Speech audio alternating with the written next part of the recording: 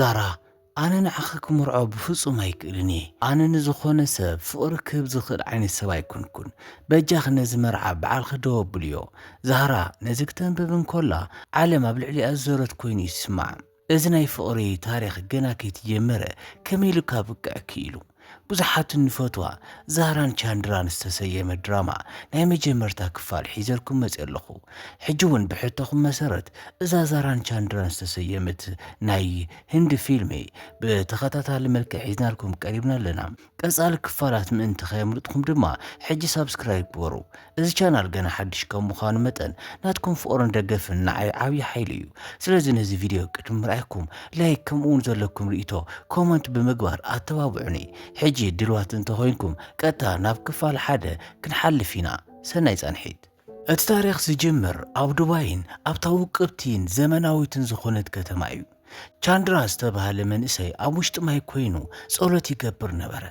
نسو كاب أزيو هابتام سدراست ولد كوان تخونا منفساونت جن يفتو نبرا أبون چاندرا أب دباي فلوت هابتام نقادايو نسو ودو چاندرا أبتدقس بزي مرخاوو أزيو تبساج ألو اتا سبيتا أبو زخونت قوما دما نتخونتا تدغيما نتي أبو بزيادة تقطعو چاندرا ግን ጸሎት ከወደ ካብ ኮጽ ፍቃደኛ ይነበረን አርኩ ሰኒ ንቻንድራ ቀጥፍ ኮጽ ነትድግስ ክሕወስን ይልሙኖ ግን ቻንድራ ተዘክሮ ዲኡ በመሕሳብ ጸሎቱ ብጽናዓት ይቅጽል ኣብ ሞዳታ ጸሎቱ አጠናቂቆ ናብ ናያቡ ዕለተ ልደት ድግስ ይኸይድ ኣብቲ ድግስ ምስ በጽሐ ኩሎም አጋይሽ ነቲ መልክዕ ትርኢቱ የድንቅዎ ነበሩ አቡ ግን በአከዳድናን ባህርን ቻንድራ አዝዩ ተቆጢዕ ነበረ أبو نودو كابز منفساو هيوت نموزا حدا وساني وسن نسو نودو بقلطف نممرعون حلافنت منت كسمعو نمقبارن حاسيبو لهم أب ما خلت دقس أبو بزعبا مرعا چاندرا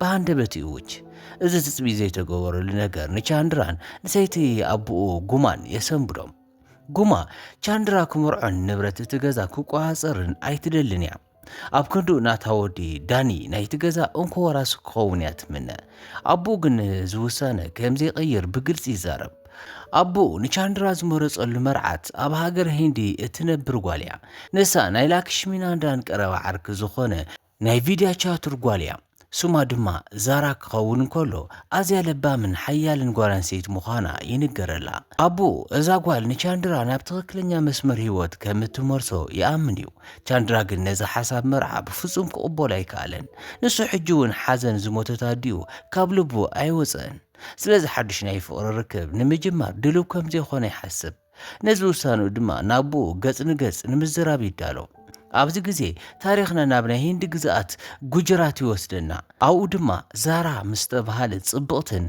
تبعن قال نفالت زارا نسدرابيتا أزيات فتون ببالستها نزأت المنسية نساء أبتا سدرابيت نايمي جمرتا مرقطي بمخانا عبي كبرن تقبالنتن رخيبايا زارا كل جزء نتمرتن فلتاتن فوليبوتات تبيع أبتا مندر إنترنت كمزاتو زجبرت نساء زارا أبالات سدرابيت بعوتان بتبعتان أزيو ممزخورلا أبا فيديو چاتور دما كابزخون نقرن لعلي يفتوان كمون يخبرانيو أبا نزارا نتي كابدو بايز مزحتو مرعا بحاقوس يقبلو نسو نچاندرا كمناتو ولاد جيرو سلزرئيو أزيو تحاقوس نبرا نزي بسرات نتا سدرابيت مسنقورم كلهم بحاقوس يعندرو زارا قل نزي زينا مسمعت حاقوس يتسمعن زارا نسدرابيتا قليفا نابدو باي كيدا كتنبر ايتدلنيا نسا نأبو أن مندران أزياس لتفتو كابعاتو مفلاي يخبدا بتوسخون زيت فولت سب كوم إلا كتمرعو فقادن ينبرتن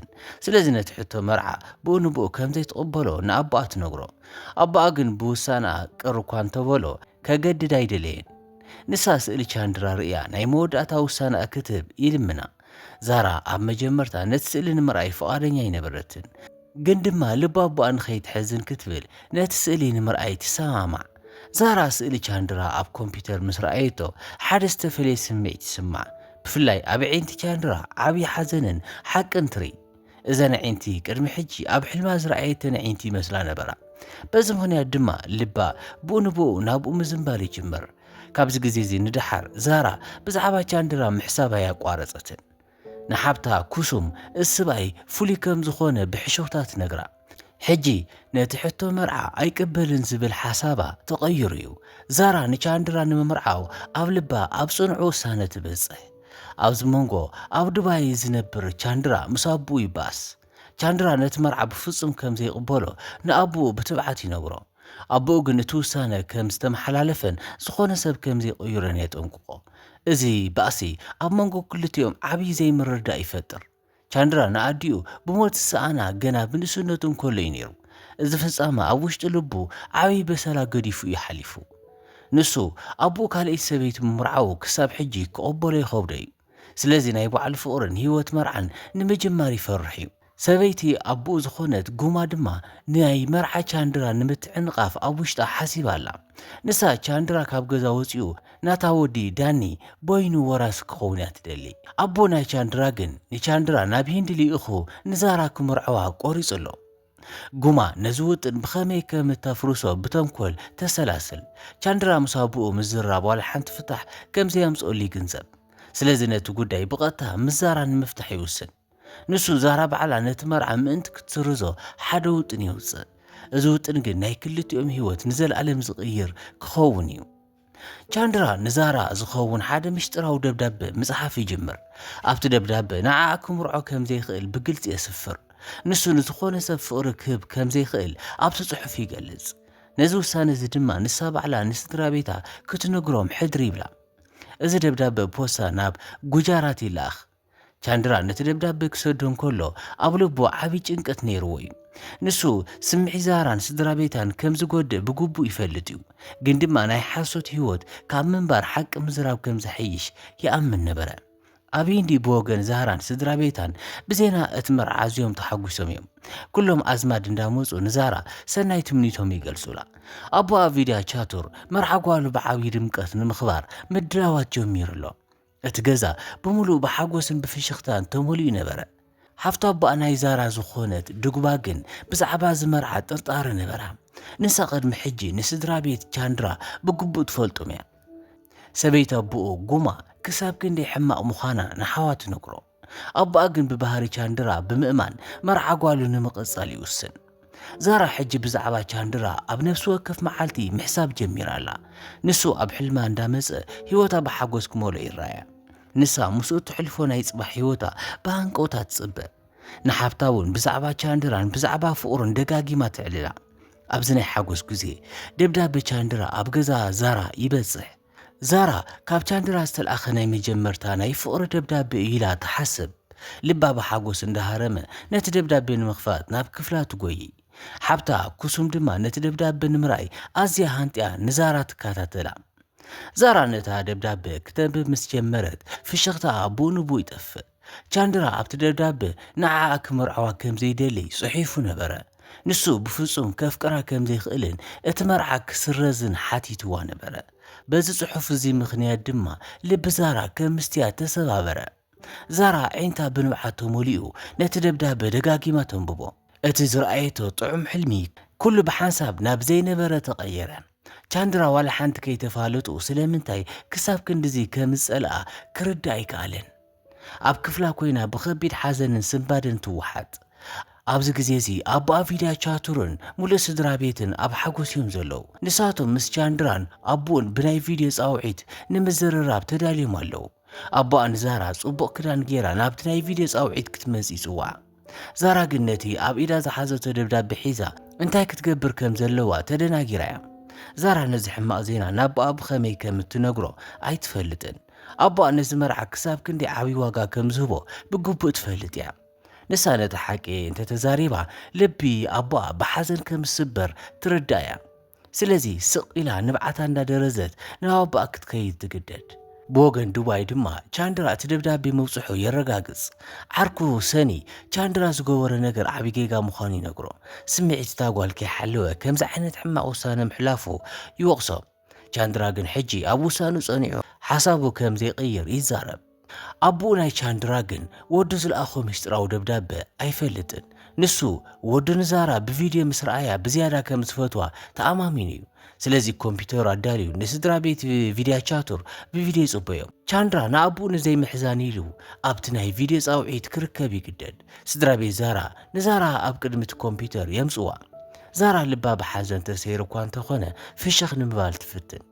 ኣቦኣን ኣዲኣን ብውሽጦም ኣዝዮም እንዳተሓጎሱ ይርእዋ። ንሳ ግን ሕጂ ሒዛቶ ዘላ ዓብዪ ምስጢር ነታ ስድራ ቤት ከም ዘጽንታ ትፈልጥ እያ። ድሕሪኡ ኣብ ስክሪን ኮምፒዩተር ገጽ ቻንድራ ብድጋሚ ትርእዮ። ነተን ቅድሚ ሕጂ ዝፈተወተን ኣዒንቲ ሕጂ ብሓዘን ትጥምተን። ቻንድራ ድማ ናይ ዛራ ናይ ሓዘን ገጽ ምስ ረኣየ ቁሩብ ናይ ጥፋእተኝነት ስምዒት ይስምዖ። ክልቲኦም ዋላ ሓንቲ ቃል ከይተለዋወጡ ብዒንቶም ብዙሕ ነገር ይዘራረቡ። ኣቦታቶም ግን ውሽጣዊ ስምዒት ናይዞም ክልተ ውላዳት ክርዱ ኣይከኣሉን። ንሳቶም ብዛዕባ ምድላዋት እቲ መርዓ ብሓጎስ ምዕላሎም ይቕጽሉ። ዛራ ነቲ ደብዳቤ ውፅኣ ሓቂ ንምዝራብ ኣብ ጎረራ ቃላት ይዕንቀፍዋ። ንሳ ኣቦኣ ኣብዚ ዓብዪ መድረኽ ክዋረድ ብፍጹም ኣይትደልን እያ። ቻንድራ እውን ብወገኑ ንኣቦኡ ገጽ ንገጽ ምቁዋም ይኸብዶ እዩ። ንሱ ዛራ በዓላ ነቲ መርዓ ኣይደልን ኢላ ክትዛረብ ይጽበ ዘሎ። ዛራ ግን ናይ ቻንድራ ናይ ጭካነ ውሳነ ብስቕታ ምውሓጥ መሪጻ ኣላ። እዚ ስቕታ ኣብ መንጎ ክልቲኦም ዘሎ ውግእ ፍቕርን ጽልእን ይጅምር። ንሳ ንቻንድራ ካብ ልባ ክትጸልኦ ከም ዘለዋ ንርእሳ ቃል ተኣቱ። ግን ድማ ልባ ሕጂ እውን ብዛዕባኡ ምሕሳብ ደው ከብለ ኣይከኣልን። ናይ ተጸራሪ ስምዒታት ምቅያር ንዕለታዊ ህይወት ዛራ ይርብሾ። ብኻልእ ገጽ ድማ ቻንድራ ዛራ ነቲ መርዓ ከም ዘይሰረዘቶ ምስ ፈለጠ ይደናገር። ባዕሉ ዝጸሓፎ ደብዳቤ እኹል ከም ዘይኾነ ምሕሳብ ይጅምር። ስለዚ ነቲ ጉዳይ ባዕሉ ክሳብ ዘለዎ ከይዱ ንምዝዛም ይሓስብ። ዓርኩሰኒ ናብ ሂንዲ ከይዱ ምስታ ጓል ገጽ ንገጽ ክዘራረብ ይምኽሮ። ቻንድራ ናብ ሂንዲ ንምኻድ ክውስን እንከሎ ኣብ ውሽጢ ልቡ ብዙሕ ሕቶታት ነይርዎ። ንሱ ንዛራ ምስ ረኸባ እንታይ ከም ዝብላ ክሳብ ሕጂ ኣይፈለጠን። ግን ድማ ነዝተገዲድዎ ዘሎ መርዓ ደው ንምባል እንኮ መንገዲ እዚ ጥራሕ እዩ። ኣቦኡ ግን ቻንድራ ናብ ሂንዲ ዝኸይድ ዘሎ ነታ ጓል ፈትይዋ እዩ ኢሉ ይሓስብ። እዚ ከምዚ ኢሉ እንዳሃለወ ሓፍቲ ኣቦ ዛራ ድግዋ ናይዛ ጓል ሓዘን ትርዳ። ንሳ ዛራ ሓደ ዝተሓበ ምስጢር ከም ዘለዋ ምጥርጣር ጀሚራ ኣላ። ድግዋ ነቲ ሓቂ ንምፍላጥ ንዛራ ደጋጊማ ምሕታት ትቕጽል። ዛራ ግን ምስጢራ ንዋላ ሓደ ከየካፍለት ኣብ ውሽጣ ብጽኑዕ ሒዛቶ ክትጸንሕ ወሲና ኣላ። ኣብ መወዳእታ ቻንድራ ነቲ ዘመናዊ ህይወት ድባይ ገዲፉ ናብ ሂንዲ ይጓዓዝ። ንሱ ኣብ ቁሸት ዛራ እግሩ ክረግጽ እንከሎ ሓድሽ ምዕራፍ ህይወት ከም ዝጅምር ኣይፈለጥን ነይሩ። ዛራ ነቲ ልባ ዝሰበረ ሰብ ብኣካል ክትረኽቦ ቁሩብ መዓልታት ተሪፍዎ ኣሎ።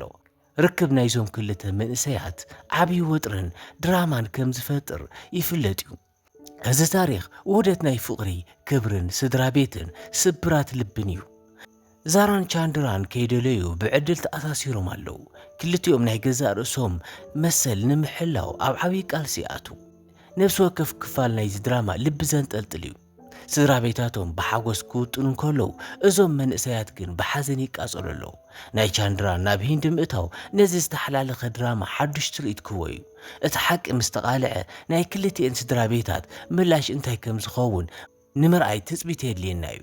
ዛራ ነዚ ምስጢራዊ ደብዳቤ ሓዘን ንኣቦኣ ኣርያ ነቲ መርዓ ተቋርጾ ዶ ትኸውን ወይስ ንኣቦኣ ከይትሕዝን ክትብል ስቕታ መሪፃ ምምጻእ ቻንድራ ክትጽበ እያ? እዚ ኩሉ ገራም ፍጻመ ኣብ ቀጻሊ ክፋል ናይዚ ድራማ እንሪኦ ክኸውን እዩ። ነዛ ቪድዮ እንተፈቲኹማ ሕጂ ላይክ ምግባር ከይትርስዑ፣ ከምኡውን ቻናልና ሳብስክራይብ ብምግባር ነቲ ቀጻሊ ታሪኽ ዛራን ቻንድራን ብቁልጡፍ ክትረኽቡ ትኽእሉ ኢኹም። እምበኣርከስ ኣብ ቀጻሊ ክፋል ክሳብ ንረኸብ ሰናይ ግዜ ይኹነልኩም።